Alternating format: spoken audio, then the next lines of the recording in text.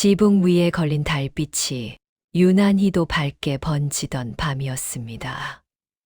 교방의 불이 모두 꺼지고 사람들의 기척마저 완전히 사라진 뒤 한 여인이 홀로 방 안에 앉아 있었습니다.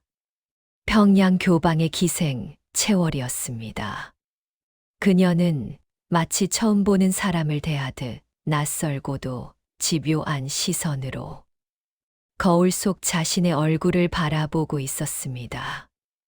이마에서 시작해 눈꼬리를 타고 볼을 지나 턱까지 이어지는 선을 따라 천천히 그녀의 아름다운 얼굴이 자신의 삶을 가두고 있다는 사실을 누구보다 잘 알고 있었기 때문이었습니다. 이윽고 채월은 머리에 꽂혀 있던 비녀를 뽑아 들었고 비녀의 끝이 달빛을 받아 희미하게 번뜩이는 가운데 조금의 망설임도 없이 눈꼬리 아래 그 운명의 흐름이 지나가던 자리를 따라 그어내고 있었습니다. 피가 흘러내렸습니다. 거울 위로 떨어진 붉은 빛이 번지며 그녀의 얼굴을 덮어갔고 그 속에서 채월은 비명을 지르지도 않은 채 그저 조용히 자신의 얼굴을 바라보고 있었습니다. 그렇게 그날 밤 채월은 자신의 얼굴이 아니라 자신의 운명을 끊어내고 있었고 그날 이후 이 여인의 삶은 어떻게 되었을지 이야기는 그날에서부터 시작됩니다. 조선 야담 기행 구독과 좋아요는 제작에 큰 힘이 됩니다. 오늘도 찾아주셔서 감사드립니다. 그럼 오늘의 이야기 시작합니다. 조선 숙종 연간 평양 교방에는 오래도록 전해 내려오는 말이 하나 있었습니다. 감사가 바뀌어도 관찰사가 달라져도 손댈 수 없는 기생이 하나 있다는 이야기였고 그 이름이 바로 채월이었습니다. 채월은 색을 입힌 달이라는 뜻으로 본명은 아니었을 것이나 교방에 들어오는 순간 본 이름은 지워지고 기적에 올라간 이름은 채월이었습니다. 달은 본래 색이 없는 법, 이 아이에게는 색이 있다 하여 붙여진 이름이었으니 그 한마디가 한 여자의 평생을 가두는 이름이 될 줄은 그때는 아무도 알지 못했습니다. 채월의 아름다움에 대해서는 수많은 이야기가 전해지지만 그 중 하나만 들어도 충분합니다. 어느 해 봄 한양에서 내려온 판서 한 사람이 연회 자리에서 채월의 춤을 보다가 들고 있던 젓가락을 떨어뜨렸다고 하는데 부채가 열리고 닫히는 사이로 얼굴이 스치듯 드러났을 뿐이었음에도 그 짧은 순간 손의 힘이 풀려버린 것이었습니다. 옆에 앉아있던 감사가 웃으며 평양의 자랑이 어떠하냐 묻자 판서는 한참 동안 아무 말도 하지 않다가 이내 고개를 저으며 그것은 자랑이 아니라 재앙이라 하였고 저런 얼굴은 사람을 망하게 하는 얼굴이라 말했다고 전해집니다. 그 말이 완전히 틀린 것은 아니었습니다. 다만 채월의 얼굴이 사내를 망하게 한다기보다 그 얼굴이 채월 자신을 가두고 있었다는 사실만큼은 그 누구도 알지 못했습니다. 밤이 깊어 교방의 소란이 잦아들면 채월은 늘 같은 곳에 앉아 있었습니다. 교방 뒤편 담장 아래 담 너머로는 평양성 밖 들판이 어둑하게 펼쳐져 있었고 간혹 지나가는 보부상의 횃불이 반딧불처럼 흔들리고 있었습니다. 그 불빛을 바라보는 채월의 눈은 낮에 연회장에서 사내들을 휘어잡던 눈과는 전혀 다른 것이었습니다. 그 안에는 슬픔이나 분노라 부르기 어려운 덫에 걸린 짐승이 보이는 것과도 같은 빛이 담겨 있었고 그 시선은 오랫동안 그 자리에 머물러 있었습니다. 채월의 어머니 또한 기생이었습니다. 본래 양인이었으나 아버지가 역적에 연루되면서 집안이 무너졌고 어머니와 어린 채월은 함께 교방으로 들어오게 되었으며 어머니는 채월이 12살 되던 해 병으로 세상을 떠났습니다. 죽기 전 어머니는 채월의 손을 붙잡고 살아남으라 말하였고 채월은 그 말을 매일 밤 되새기고 있었습니다. 그러나 그것이 과연 살아있는 것인지 채월은 스스로에게 계속해서 묻고 있었습니다. 연회에서 술잔을 들고 낮에는 춤을 추며 보내는 삶이 정말 살아남은 것인지 알 수 없었기 때문입니다.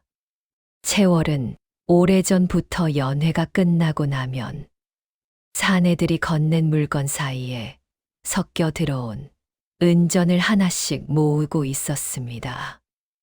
은전은 교방마루 밑 깨진 항아리 속에 숨긴 후 흙으로 덮어두었습니다. 기적에서 이름을 빼기 위한 속량을 준비하고 있었던 것입니다. 얼마가 모였는지는 알 수 없었으나 매일 밤 은전을 세고 있을 때만큼은 채월의 눈이 달라져 있었고 그때의 채월은 더 이상 덫에 걸린 존재가 아니라 스스로 길을 걸어 나가려는 희망을 품고 있었습니다. 그해 가을 평양에는 용한 관상가 하나가 성 안으로 들어왔다는 소문이 돌기 시작했습니다. 관상가 백운거사, 이 사람에 대해서는 이미 여러 이야기가 떠돌고 있었습니다. 그는 정승의 얼굴을 한 번 보고 석 달 안에 파직될 것이라 하였고 실제로 그 일이 일어났으며 아무도 거들떠보지 않던 가난한 선비의 얼굴을 보고 장원급제를 점쳤는데 그것 또한 그대로 맞아떨어졌다는 이야기였습니다. 소문이라는 것이 본래 부풀려지기 마련이니 모두를 고지곳대로 믿을 수는 없었으나 그중 절반만 사실이라 하여도 결코 평범한 인물은 아니었습니다. 백운거사는 평양 남문 박주막에 자리를 잡았는데 관상을 보아달라며 사람들이 줄을 이었음에도 그는 아무나 만나주지 않았습니다. 자신이 보고 싶은 얼굴만 본다고 하였고 그 기준이 무엇인지는 아무도 알지 못했습니다. 채월이 이 이야기를 들은 것은 교방의 늙은 학사 봉산을 통해서였습니다. 봉산은 채월의 어머니가 살아있을 때부터 교방에서 함께 했던 인물로 채월에게는 아버지와도 같은 존재였습니다. 그는 어린 시절 채월에게 글을 가르쳐 주기도 하였고 약초의 이름과 쓰임을 알려주며 세상 물정을 조용히 일러주던 사람이었습니다. 그날도 봉사는 가야금 줄을 고르다가 무심한 듯 말을 꺼냈습니다.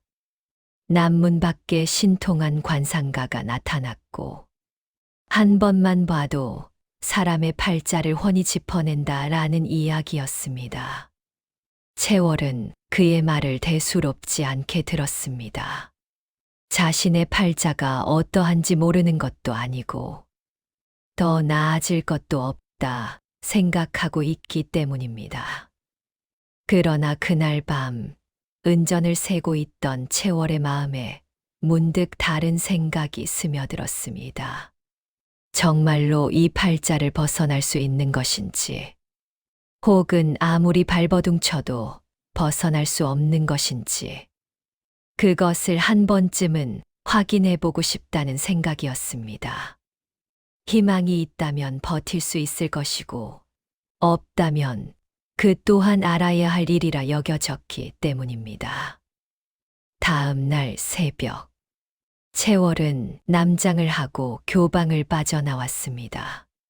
기생이 함부로 교방을 나서는 것은 금지되어 있었으나 담장 아래 작은 틈을 통해 몰래 빠져나온 것이었습니다. 남문 밖 주막에는 아직 이른 시간이라 사람이 거의 없었습니다.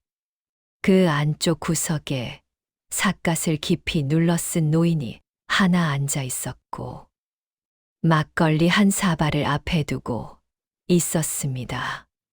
그가 바로 백운거사였습니다. 채월이 다가가 인사를 올리려는 순간 백운거사가 먼저 입을 열었습니다. 남장은 어설프니 굳이 속이려 하지 말고 앉으라는 것이었습니다. 채월은 놀라 잠시 멈칫했으나 이내 조용히 자리에 앉았습니다. 백운거사는 삿갓을 조금 들어 채월의 얼굴을 바라보았고 한동안 아무 말도 하지 않았습니다. 주막 밖에서 까마귀 한 마리가 울고 지나갔으며 그 울음소리가 완전히 사라진 뒤에야 비로소 입을 열었습니다. 그의 말은 담담했습니다. 마치 이미 정해진 사실을 확인하듯 감정 하나 섞이지 않은 목소리였습니다. 이마의 윤기는 사내의 마음을 끌고 눈꼬리는 도화의 흐름을 타고 있으며 입술의 곡선은 기생 중에서도 으뜸이라 하였습니다. 그리고 그 모든 것이 모여 천하제일 기생의 관상을 이루고 있다고 말하였습니다. 그가 이어 말했습니다. 이마에서 시작된 도화의 기운이 눈꼬리를 타고 볼을 지나 턱까지 이어지고 있으며 이 흐름이 끊기지 않는 한 아무리 발버둥을 쳐도 기적에서 이름이 지워지지 않을 것이라고 하였습니다. 그 말을 듣는 순간 채월의 얼굴에서 핏기가 사라졌습니다. 채월은 떨리는 목소리로 속량을 하면 벗어날 수 있는 것 아니냐고 물었으나 백운거사는 고개를 저었습니다. 돈을 내더라도 소용없으며 이 관상을 가진 한 너를 놓아주지 않을 자들이 계속 나타날 것이고 결국 벗어날 수 없을 것이라고 말하였습니다. 채월은 관상을 바꿀 수는 없느냐고 다시 물었습니다. 백운거사는 잠시 채월의 눈을 바라보았습니다. 그 눈 속에서 무언가를 읽어낸 듯 아주 미세하게 표정이 흔들렸으나 이내 시선을 거두며 말했습니다. 하늘이 준 관상을 사람이 바꾸는 것은 평생 한 번도 본 적이 없다고 하였습니다. 채월은 그 말을 들은 채 주막을 나왔습니다. 발걸음이 쉽게 떨어지지 않았고 남문 밖 길 위에서 한참을 서 있었습니다. 사람이 관상을 바꾸는 것은 본 적이 없다는 말. 그 말이 머릿속에서 계속 맴돌고 있었으나 채월은 다른 뜻을 붙잡고 있었습니다. 본 적이 없다는 것은 불가능하다는 뜻이 아닐 것이다. 잠시 후 채월은 다시 걸음을 옮겼습니다. 이번에는 망설임이 없었습니다. 채월의 첫 번째 시도는 속량이었습니다. 그동안 모아온 은전을 모두 합치니 50냥이 조금 넘었고 기생의 속량가가 보통 30에서 50냥 사이였음을 생각하면 채월로서는 충분하다고 여길 만한 금액이었습니다.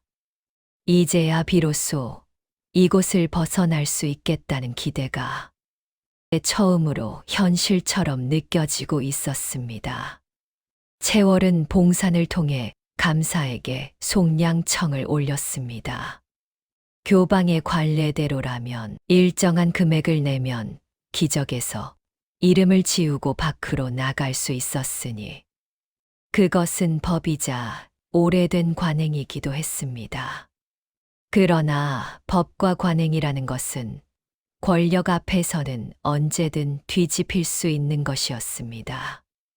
감사 이만호는 채월의 속량청을 듣고 크게 웃었다고 합니다. 그 웃음이 어찌나 컸던지 관아의 하인들이 놀라 고개를 내밀었다고 할 정도였는데 그는 채월만큼은 1000냥을 가져와도 절대 내보내지 않겠다고 했습니다. 감사에게 채월은 사람이 아니라 평양을 대표하는 하나의 소유물이었습니다. 평양 감사가 자랑할 수 있는 것 가운데 하나가 대동강의 경치였다면 다른 하나는 바로 채월이었고 한양에서 내려오는 양반들을 대접할 때마다 내세우는 존재가 바로 그녀였기 때문입니다. 그런 채월을 내보낸다는 것은 절대 있을 수 없는 일이었습니다. 봉산이 그 말을 전했을 때 채월은 아무 말도 하지 않았습니다. 첫 번째 시도는 그렇게 아무것도 바꾸지 못한 채 끝나고 말았습니다. 그러나 채월은 멈추지 않았습니다. 두 번째 시도는 도망이었습니다. 그해 겨울 교방에 큰 잔치가 벌어진 밤을 골랐습니다. 채월은 모두가 술에 취해 있던 그 시각 남장을 하고 교방을 빠져나왔습니다. 이번에는 돌아올 생각이 없었습니다. 평양성 북문을 넘어 산길로 접어들었고 눈이 내리고 있었습니다. 숨은 점점 가빠졌고 발걸음은 무거워졌지만 멈추지는 않았습니다. 그렇게 1시즌쯤 지났을 무렵 뒤편에서 횃불이 흔들리기 시작했습니다. 관아의 포졸들이었습니다. 감사가 이미 채월의 빈자리를 알아차린 뒤였고 채월은 온 힘을 다해 달렸습니다. 그러나 눈 쌓인 미끄러운 산속에서 도망치는 여자가 포졸들을 따돌리기는 쉽지 않았습니다. 채월은 결국 붙잡히고 말았습니다. 그녀에게 곤장 수십 대가 내려졌습니다. 기생에게 곤장을 내리는 일은 본래 있을 수 없는 일이었습니다.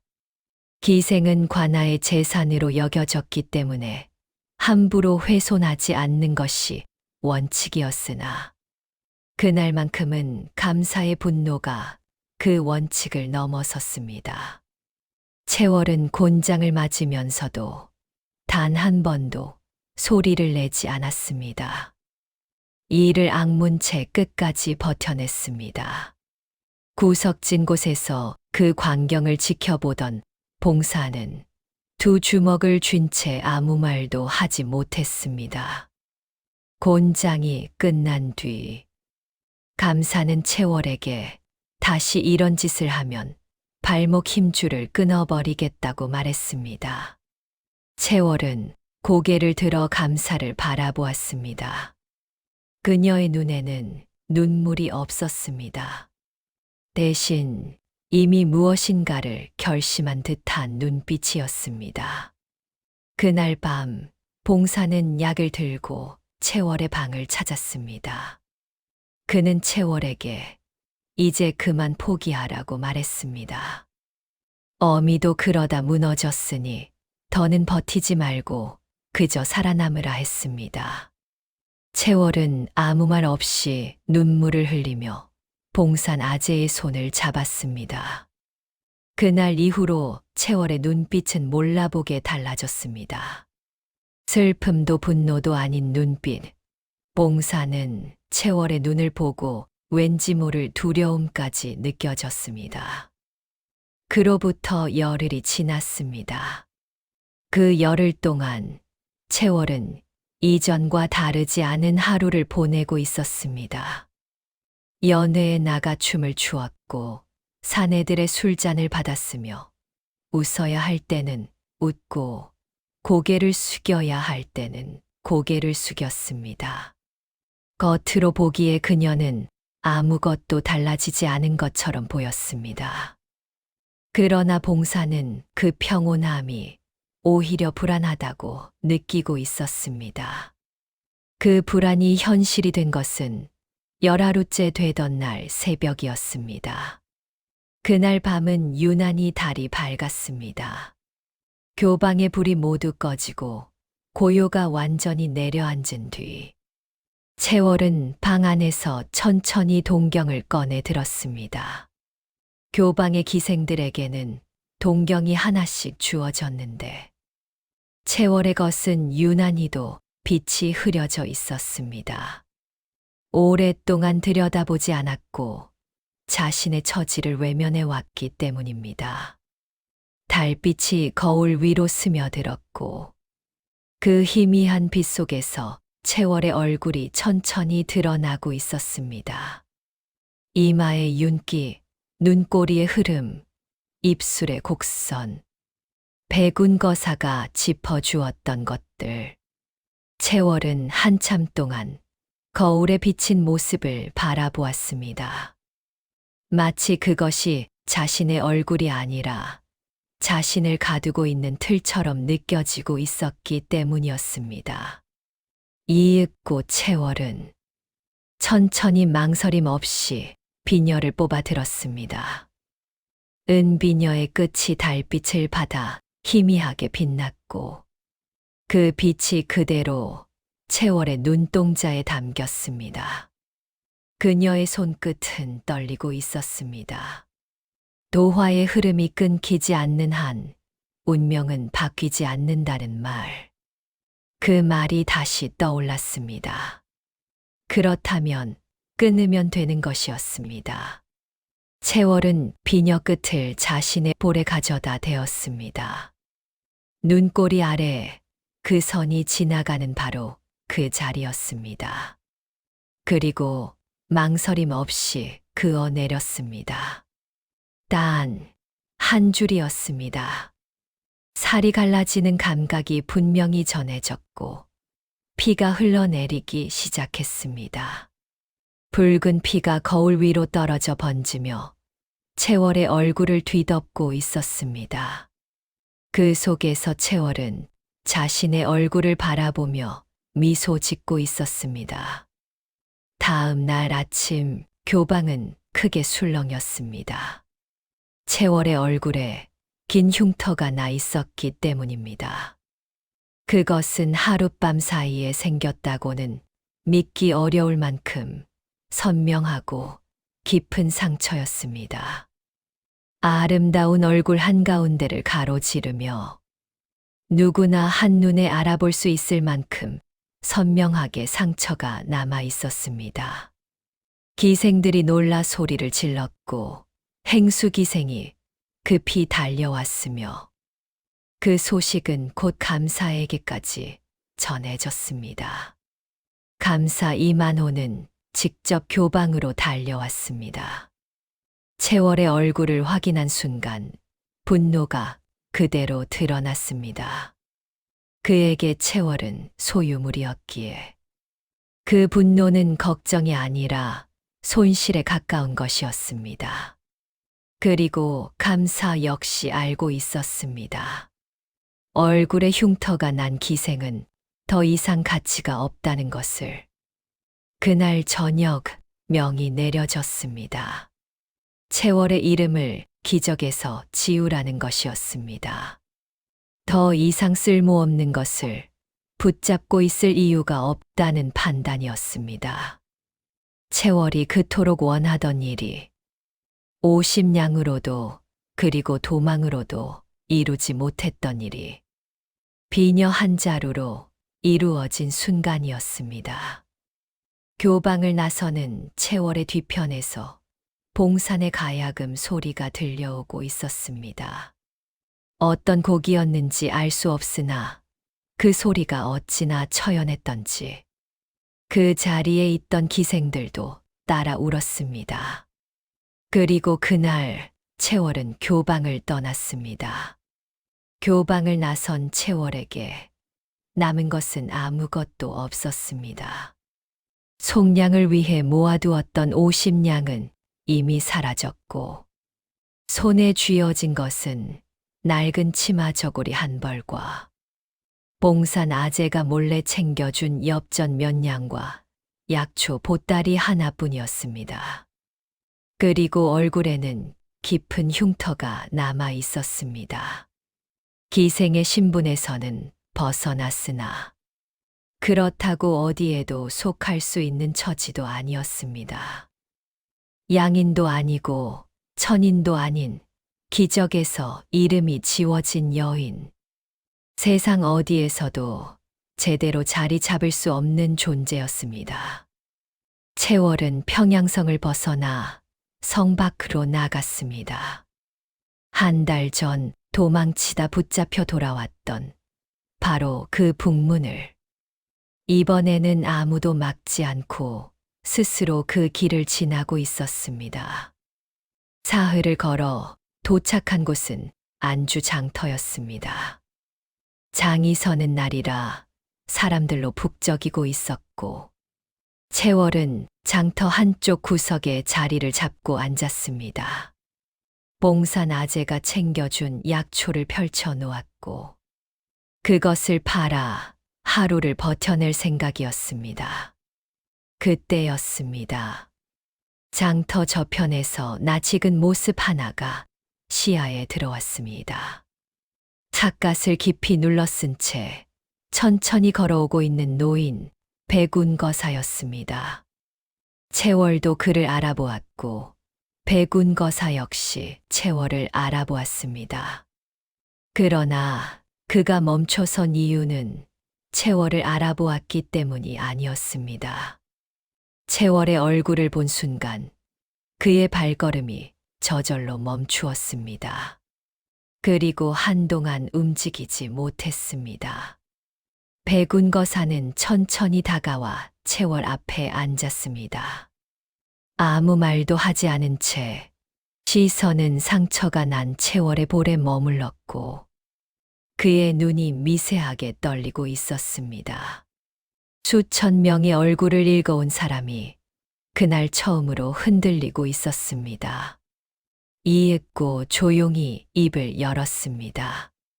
얼굴의 상처는 스스로 낸 것이냐 물었고 채월은 아무 말 없이 고개를 끄덕였습니다. 잠시 침묵이 흐른 뒤 백운거사는 다시 입을 열었습니다. 도화살의 맥이 끊어졌다고 말했습니다. 채월은 숨을 죽인 채 그의 말을 듣고 있었습니다.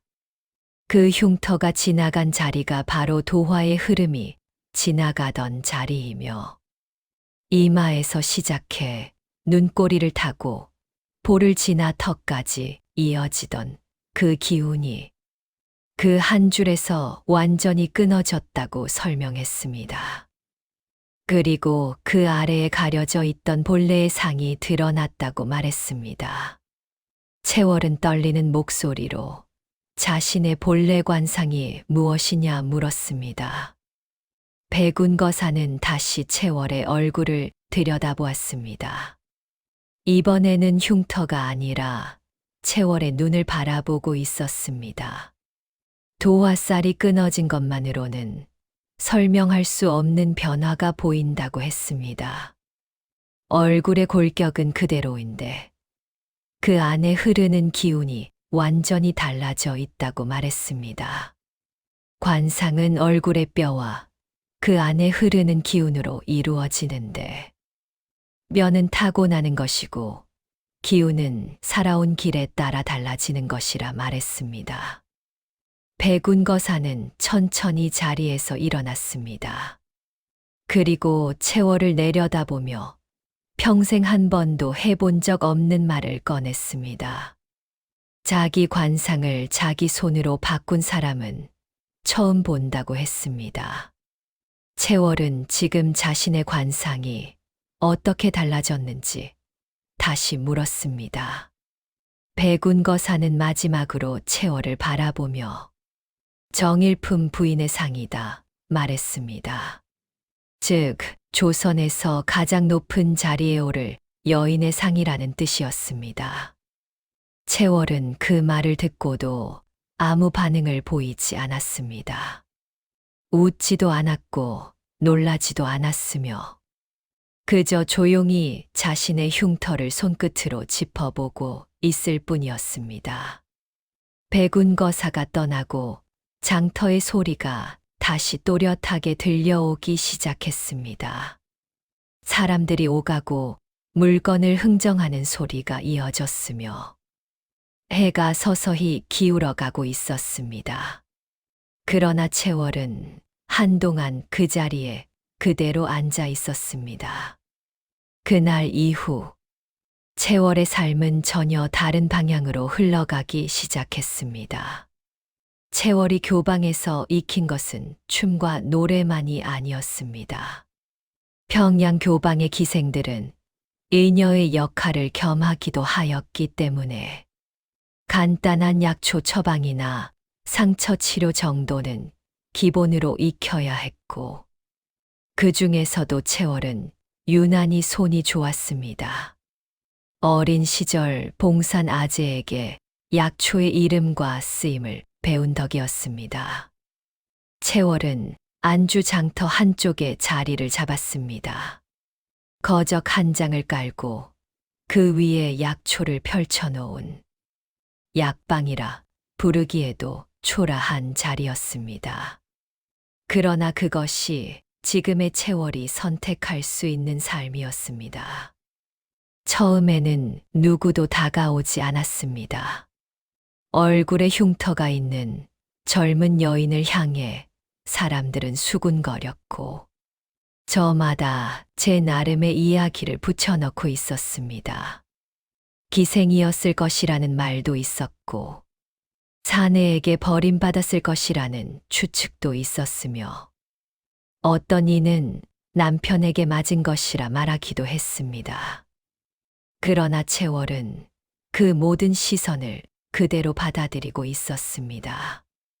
변명하지 않았고 설명하려 하지도 않았으며 그저 묵묵히 자리를 지키고 앉아 있었습니다. 소문이 바뀌기 시작한 것은 장터 떡장수 아들 때문이었습니다.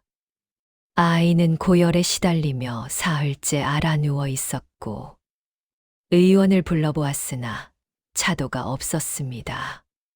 아이의 숨이 점점 가늘어지자 어미는 장터를 헤매다 마지막으로 채월을 찾아왔습니다. 채월은 아이의 맥을 짚고 혀를 살피고 이마에 손을 얹어 온기를 느껴본 뒤 약초 몇 가지를 꺼내 다려 먹였습니다. 하루가 지나자 열이 서서히 내려가기 시작했고 사흘이 지나자 아이는 다시 일어나 걸을 수 있게 되었습니다. 그 일은 빠르게 퍼져나갔습니다. 흉터난 여인의 손이 사람을 살린다는 이야기, 관아 의원도 고치지 못한 병을 고쳤다는 소문이 장터를 돌기 시작했습니다. 그날 이후 채월을 찾는 사람들이 조금씩 늘어나기 시작했습니다. 대단한 병을 고치는 것은 아니었습니다. 감기나 배탈, 그리고 종기나 타박상처럼 평범하지만 누구에게나 필요한 치료들이었습니다. 그러나 채월의 손을 거치면 회복이 빠르다는 말이 돌았고, 무엇보다 돈이 없는 사람에게는 값을 받지 않는다는 점이 사람들의 마음을 움직였습니다. 거적 한 장이 두 장이 되었고 그 위에 얹힌 약초의 종류도 점점 늘어났습니다.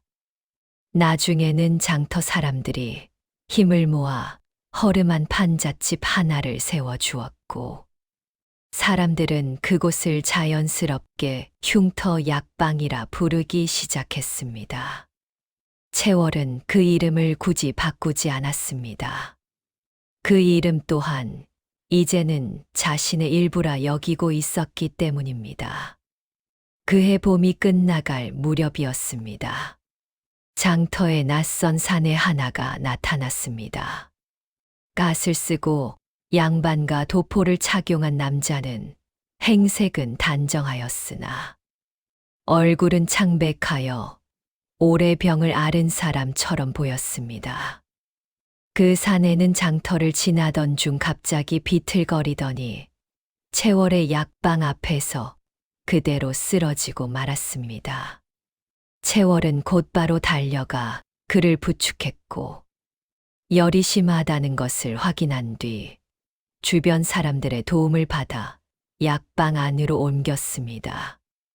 그날 밤 채월은 그 사내를 곁에서 지켰습니다. 열을 내리는 약을 다려 먹이고 이마를 식히며 맥이 약해질 때마다 침을 놓았습니다. 한 번도 본 적 없는 사람이었으나 그것은 채월에게 아무런 이유가 되지 않았습니다.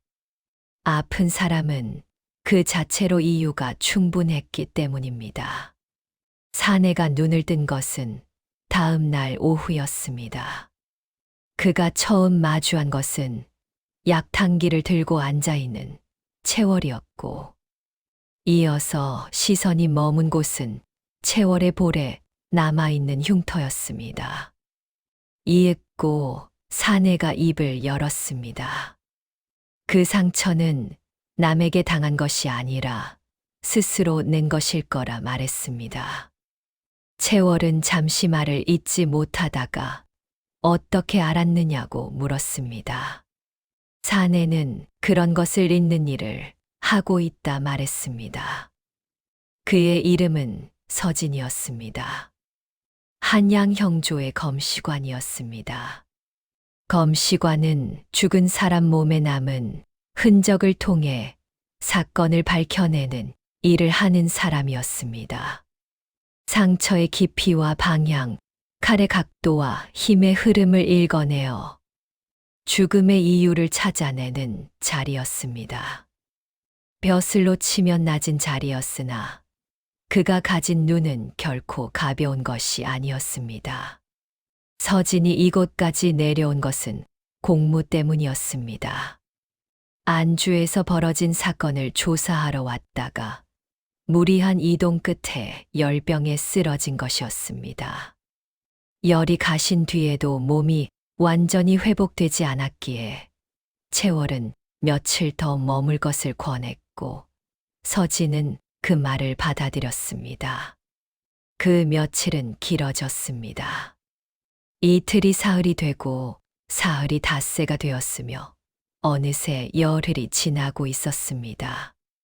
그 사이 두 사람은 많은 말을 나누지 않았습니다. 서진은 본래 말이 적은 사람이었고 채월 또한 더 이상 누군가를 위해 말을 꾸밀 필요가 없는 사람이었습니다. 그 대신 각자의 일을 하며 같은 공간을 나누고 있었습니다. 채월은 약을 다리고 서진은 기록을 정리했습니다. 채월은 가끔 서진의 기록을 들여다보곤 했습니다. 그 안에는 상처의 모양과 깊이를 세밀하게 그려놓은 그림들이 있었고, 어떤 상처가 어떤 도구에서 비롯된 것인지에 대한 기록이 정리되어 있었습니다. 서진이 떠나기 전날 밤이었습니다. 채월이 마지막으로 약을 다려주고 있을 때 서진이 처음으로 긴 말을 꺼냈습니다. 자신의 일은 죽은 사람의 상처를 읽는 것이지만 살아있는 사람의 상처를 읽은 것은 이번이 처음이라고 했습니다. 죽은 자의 상처에는 이유는 있으나 선택은 없지만 채월의 상처에는 선택이 있었다고 말했습니다. 그것이 자신이 처음 보는 종류의 상처라고 했습니다.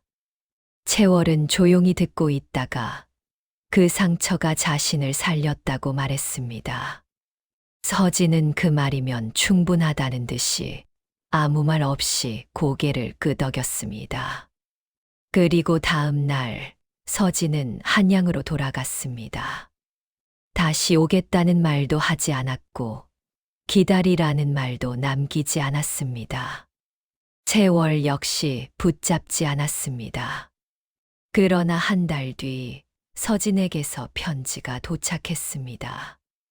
내용은 길지 않았습니다. 날씨 이야기와 근황, 그리고 사소한 일상들이 적혀 있었고, 마지막에는 한 줄이 덧붙어 있었습니다. 다음 공무 때 이곳을 지나게 될 것 같다는 말이었습니다. 채월은 그 편지를 접어 약초 보따리 안에 넣었습니다. 겉으로는 아무것도 달라지지 않았으나 채월의 눈은 다시 빛나고 있었습니다. 그날 이후 서진의 편지는 한 달에 한 번씩 도착했고 석 달에 한 번쯤은 직접 안주를 지나게 되었습니다.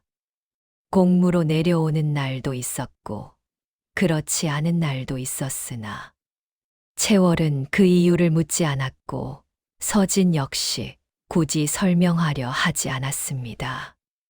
그 사이에서 오가는 것은 길지 않은 말과 짧은 만남이었지만 두 사람 사이엔 변함없는 신뢰와 사랑이 싹트고 있었습니다. 채월의 약방은 점차 자리를 잡아가고 있었습니다.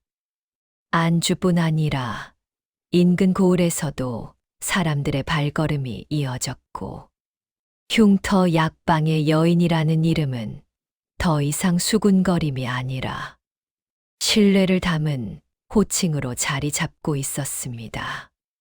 기적에 올라갔던 이름도 교방에서 붙여진 이름도 아닌 스스로의 삶으로 만들어낸 이름이었습니다.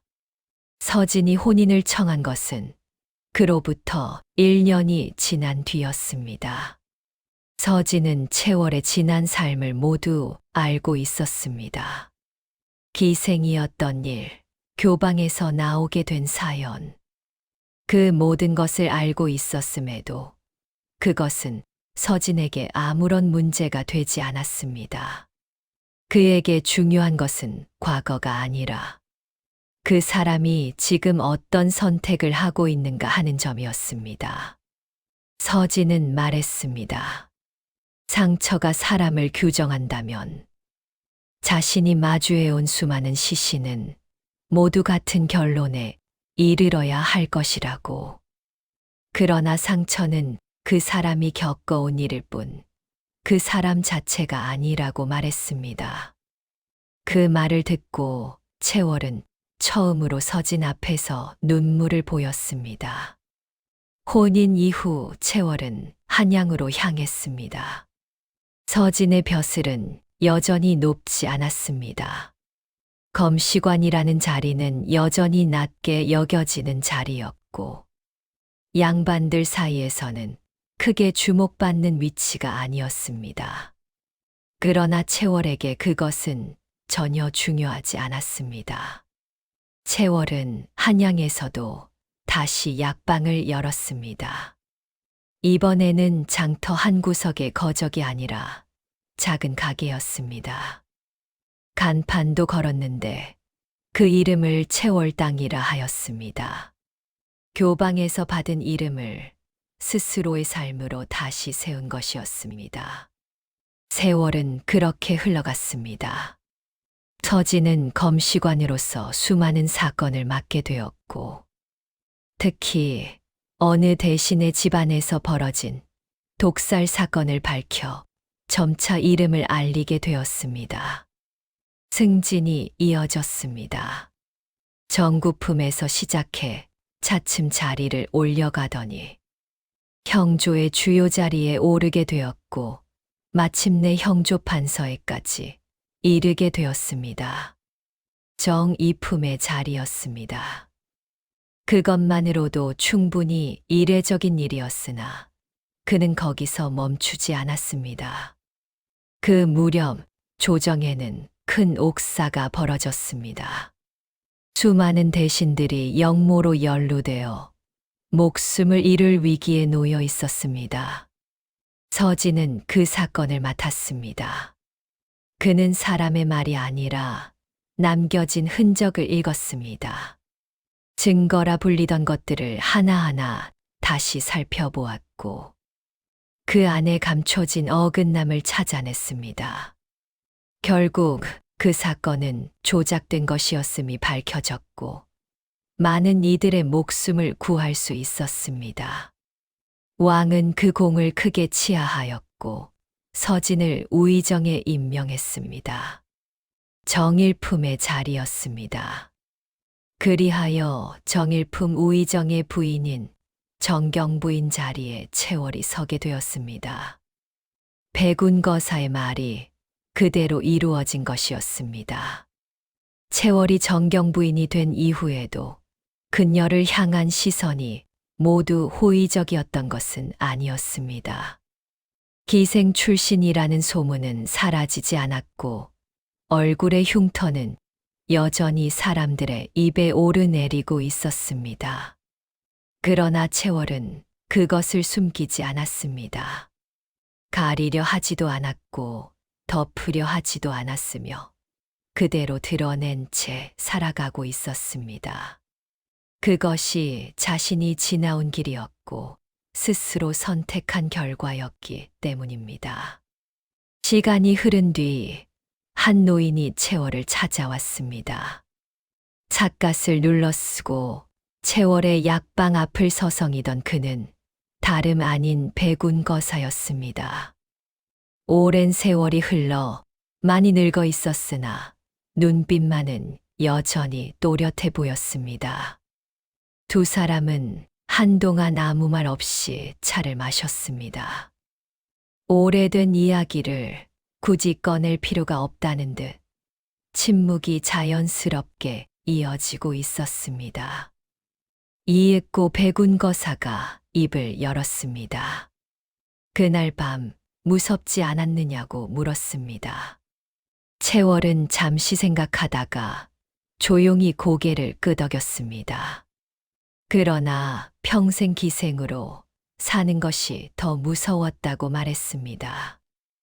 그 말을 들은 백운거사는 한동안 아무 말도 하지 않고 천천히 고개를 숙였습니다.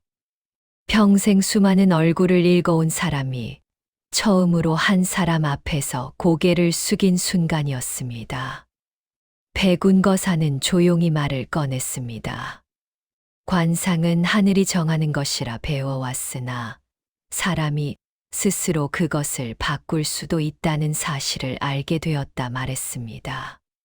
백운거사가 떠난 뒤 채월은 한동안 그대로 앉아 있었습니다. 해가 기울며 약방 앞에 긴 그림자가 드리워졌고 문득 교방의 담장 아래에서 바라보던 날들이 떠올랐습니다. 그날 오후 채월은 오래된 상자 하나를 꺼내 열었습니다. 그 안에는 색이 변하는 비녀 하나가 들어 있었습니다. 자신의 얼굴을 그었던 바로 그 비녀였습니다. 그녀는 그 비녀를 한동안 손에 쥐고 있었습니다. 그리고 다시 조용히 상자 안에 넣고 뚜껑을 덮었습니다. 평양 교방의 기생 채월이 자신의 관상을 바꿔 정경부인이 되기까지의 이야기입니다. 비녀 한 자루, 그 비녀를 들 수 있었던 한 사람의 결심이었습니다. 꽃은 담장 안에서만 피는 것이 아니라 담장 밖에서도 피어나며 때로는 담장을 부수고서도 피어납니다. 다만 그 담장을 스스로 무너뜨릴 수 있는 사람이 드물 뿐입니다. 조선 야담 기행 오늘의 이야기 마칩니다. 비녀 한 자루로 관상을 바꾼 여자 채월의 이야기였습니다. 구독과 좋아요는 제작에 큰 힘이 됩니다.